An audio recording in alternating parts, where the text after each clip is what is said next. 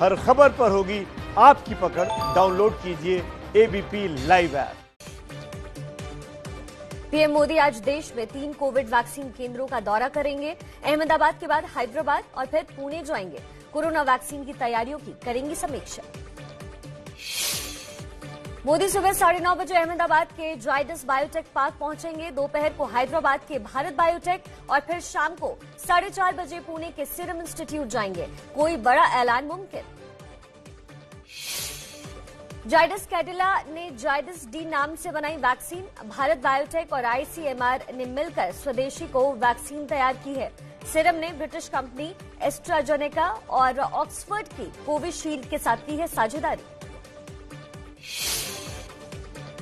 दिल्ली के Rajiv Gandhi super speciality hospital में होगा कोरोना वैक्सीन का स्टोरेज। बिल्डिंग से अलग एक ब्लॉक को स्टोरेज फैसिलिटी यूनिट में बदलने की पूरी तैयारी। ब्लॉक सरकार को हैंडओवर किया गया।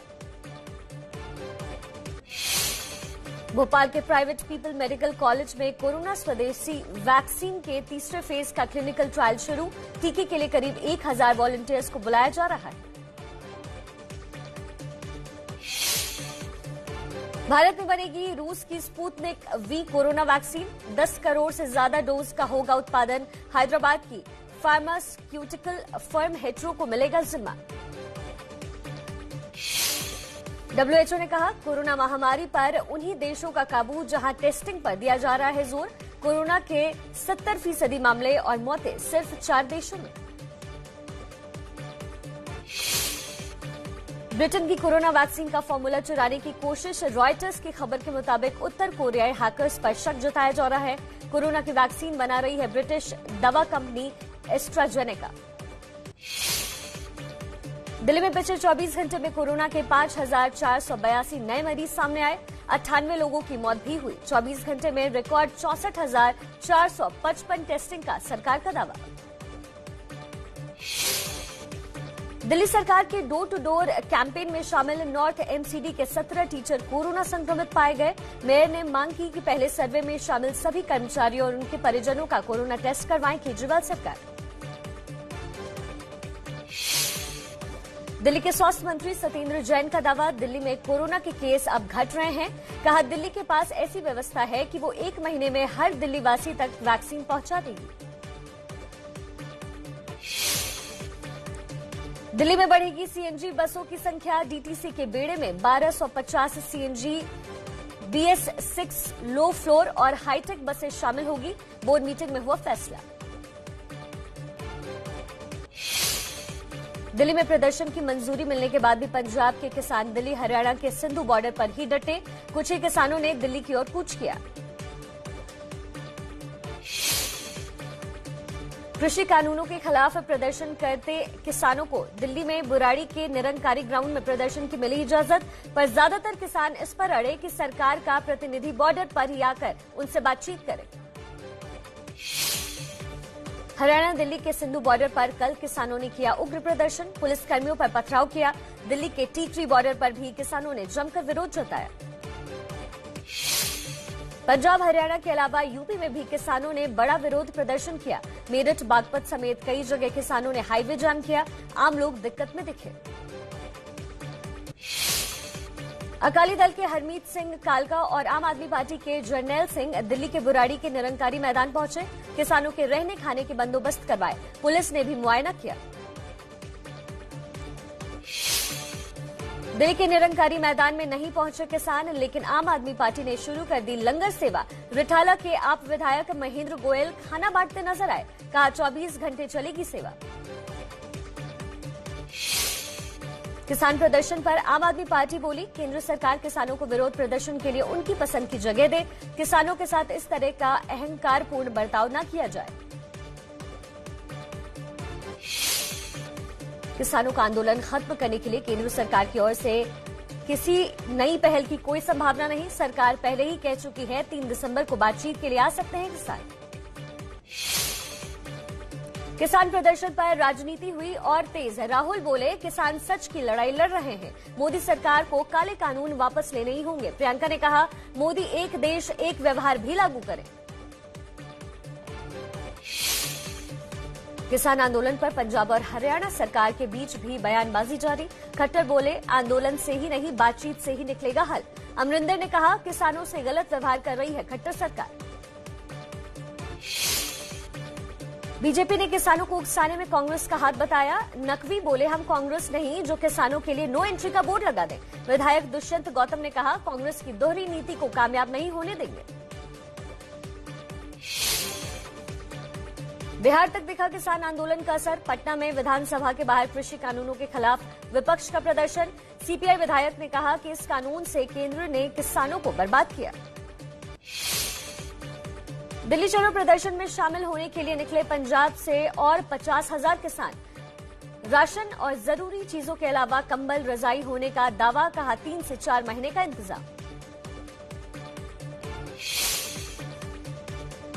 मेरठ के सिवाई टोल पर किसानों ने मूंगफली खाकर गुजारी रात।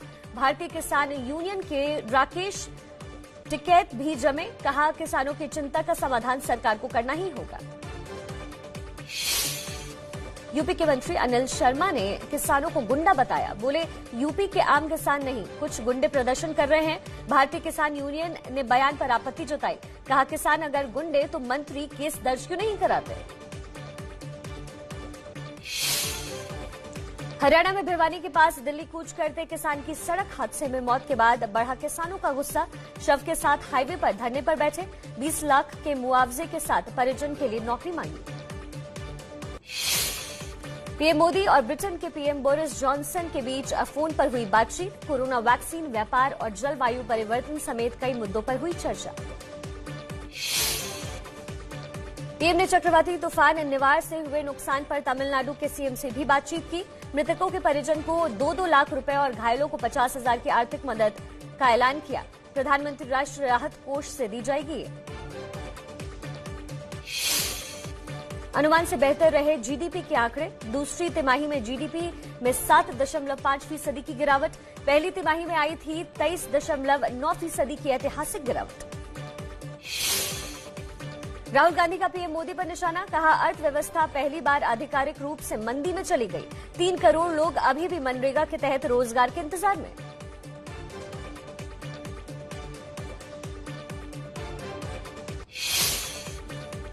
जम्मू कश्मीर में आज से 8 चरणों में 20 जिला विकास परिषदों के चुनाव। पहले चरण की वोटिंग आज हो रही है। अनुच्छेद 370 के हटने के बाद ये पहला चुनाव। महबूबा मुफ्ती ने लगाया हाउस अरेस्ट का आरोप। कश्मीर जोन की पुलिस बोली, महबूबा हाउस अरेस्ट में नहीं, सुरक्षा कारणों से पुलवामा का दौरा करने से रोका गया। सीमा पर बाज नहीं आ रहा पाकिस्तान। पुंछ के बाद सुंदरबनी सेक्टर में 40 मिनट तक फायरिंग की। सेना के नायक प्रेम बहादुर और राइफलमैन सुखबीर शहीद। टेरर फंडिंग में गिरफ्तार पीडीपी यूथ विंग नेता वहीद पर्रा 15 दिन के लिए एनआईए की हिरासत में। जम्मू की विशेष अदालत में हुई पेशी। बुधवार को हुई थी गिरफ्तारी। बिहार के पूर्व डिप्टी सीएम सुशील मोदी राज्यसभा जाएंगे। बिहार से बीजेपी के राज्यसभा उम्मीदवार बनाए गए। रामविलास पासवान के निधन के बाद से खाली है सीट। बिहार विधानसभा में तेजस्वी पर भड़के नीतीश कुमार। बोले, तेजस्वी के आरोप झूठे, बकवास कर रहा है, कार्रवाई होनी चाहिए। मेरे भाई समान दोस्त का बेटा, इसलिए सुनता रहता हूं। तेजस्वी बोले, नीतीश कुमार का सम्मान करते रहे हैं। वो चाचा की तरह चुनाव में मेरे परिवार को बहुत कुछ बोला गया। उन्होंने जो कहा उस पर दी प्रतिक्रिया।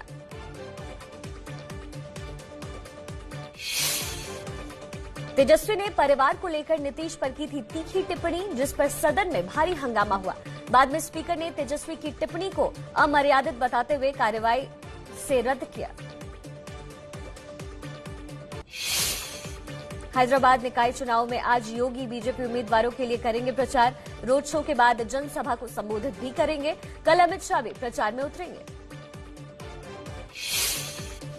ओवैसी की पार्टी के सांसद इम्तियाज जलील बोले, बीजेपी हैदराबाद में सिर्फ माहौल खराब करने आई।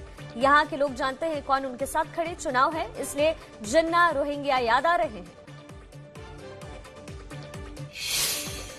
हैदराबाद में कल रोड शो के बाद बोले जेपी नड्डा, देश के विकास के लिए पार्टी के लिए जहां भी जाना पड़ेगा जाएंगे।